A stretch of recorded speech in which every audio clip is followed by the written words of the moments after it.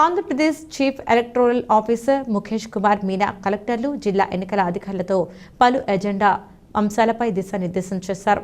స్థానిక collectorate video సమావేశ మందిరం నుంచి జిల్లా ఎన్నికల అధికారి కలెక్టర్ కె మాధవీలత, ఇతర అధికారులు పాల్గొన్నారు.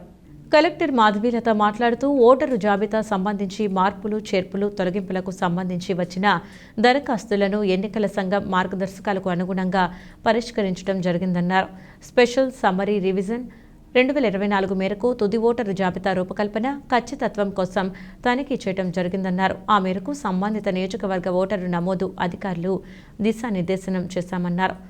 తుది ఓటర్ల జాబితాలను సిద్ధం చేసి నివేదిక అందజేసి జనవరి 22న తుది జాబితా విడుదల చేయనున్నట్లు తెలిపారు. మార్పులు, చేర్పులలో భాగంగా ఫోటో సారూప్య ఎంట్రీలు, డెమోగ్రాఫికల్ సారూప్య ఎంట్రీలు, చనిపోయిన, నకిలీ, మార్చబడిన ఓటర్ల తొలగింపు, తార్కిక లోపాలు, క్రమరాహిత్యాల సవరణ మొదలైన వాటిపై ధృవీకరణ చేయడం జరిగిందన్నారు. జనవరి 22న ఓటరు జాబితా ప్రకటన తదుపరి జిల్లా ఎన్నికల అధికారి, నియోజకవర్గ ఎన్నికల అధికారి పోలింగ్ బూతుల వద్ద ఆయా జాబితాను ప్రకటించడం జరుగుతుందని అన్నారు.